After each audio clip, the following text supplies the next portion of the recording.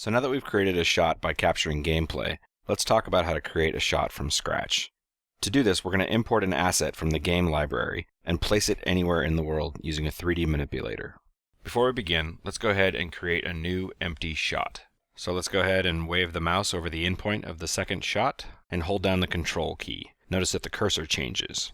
If we click and drag the edit to the right, we'll create a gap. Go ahead and right-click on the gap and say Replace with New Clip. Note that it copies the current camera and creates an empty shot. So now that we've got an empty shot, let's go ahead and frame the camera to a new location in the map and do some set dressing. Notice that as we move the camera, both views are moving because they're both looking out of the active camera. So we'll go ahead and set the second view to the work camera, and let's go ahead and turn on the camera frustum so we can see the other camera moving around. So let's try making a reaction shot with a pyro sitting in a wheelbarrow. Let's place the camera on the side right about here, and now we're ready to go ahead and import our wheelbarrow. So let's talk about how to use the animation set editor. It's up here on the left. Since the shots can potentially record hundreds if not hundreds of thousands of things, you need a way to tell the SFM that these small number of things are the things that I actually care about. You sort of need a workbench of sorts. This workbench is called the animation set editor. This is where you're going to select things, adjust sliders, work with presets, copy, paste, delete, and run various rigging animation scripts. If you want to add something to a shot, this is where you're going to import new models into. So let's go ahead and show you how to do that. First, you have to select your shot and make sure the playhead is inside the duration of the shot. Next, you'll see on the upper left-hand side of the animation set editor is a plus button. If you click on this, you can see that there's a menu of operations. This is how to add things to a shot. So go ahead and look for an entry that says Create Animation Set for New Model. Go ahead and click on it to bring up the model browser. This is similar to the sound browser we used in the previous tutorial. This time it selects models. If you just try to scroll through this list, it can be pretty daunting to find the object that you're looking for. Over time, you get used to working with the thousands of objects that make up a video game. If you're making your own custom models, just make sure they're placed inside the models directory and they'll show up in this list. But for right now, go ahead and type wheel, and this will show you only objects that have the word wheel in their name. On the bottom of the list should be the wheelbarrow. Go ahead and select it and click on Open. And now you can see that we've got a wheelbarrow in the viewport, and if you look in the animation set editor, there is now a text entry that says wheelbarrow 1. So let's go ahead and talk about how to select it. In the Source Filmmaker, there are two concepts of selection: the object selection and the time selection. But right now we don't have any time selected because we're in the clip editor. To select time, we have to enter into the motion edit mode of the timeline. To do this, you can hit the button on the upper left-hand side of the timeline, or you can hit the Tab hotkey. By default, when you enter into the motion edit mode, all of time is selected, and so you should see the entire timeline turn green. So now that we have time selected, let's go ahead and select the object.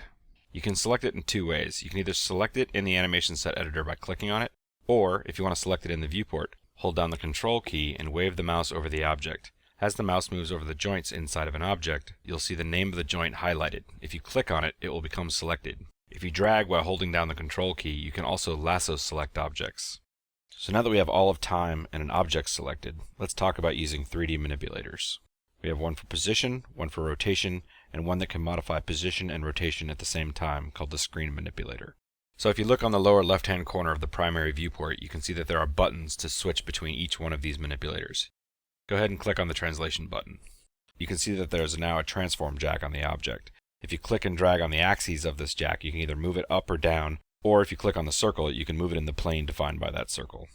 You'll also see a blue square in the center of the jack. If you click and drag on this, you'll move the object in screen space. So go ahead and work with this until you can get the object positioned over by that barrel. Alright, that looks pretty good. So now let's go ahead and spin the wheelbarrow around so it's facing us. Go ahead and click on the rotation button. And now you can see we have a rotation manipulator. Clicking and dragging on the outer blue ring will rotate the object in screen space. Clicking and dragging on one of the axes will rotate the object on that axis. And if you click and drag on the center, it will allow you to free rotate, kind of like you're grabbing a ball. So go ahead and click on the screen manipulator button now. Using this manipulator is a fast way to move between translating and rotating without having to switch tools. You'll note that there is a yellow square on the inside of the 3D manipulator. This is the translation square. If you click and drag on that, the object will move relative to screen. If you click and drag on the outer orange ring, the object will rotate relative to screen. And if you click and drag in the circular area between the two, the object will free rotate, as if you were clicking and dragging on a ball.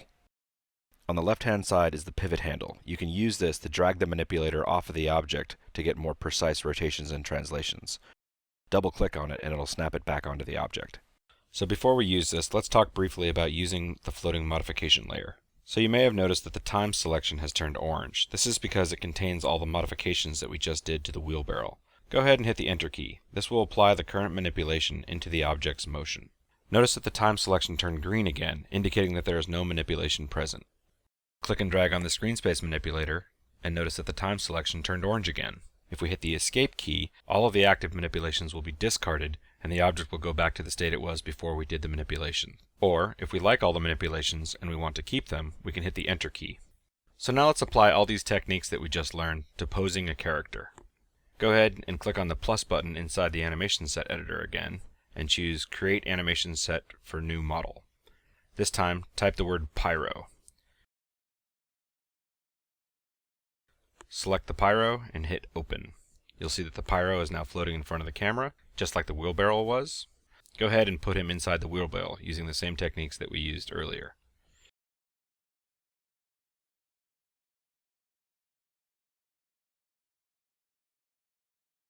If you want to select a joint and rotate it, hold down the Control key and click on that joint. Repeat this process until you have a pose that you like. I'm going to go ahead and speed up time now so you can watch me do it.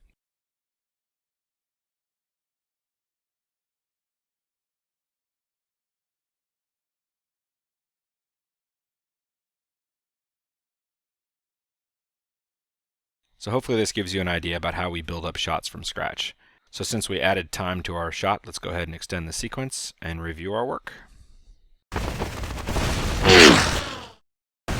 Dismiss! Next up, we'll talk about creating animation using time selection.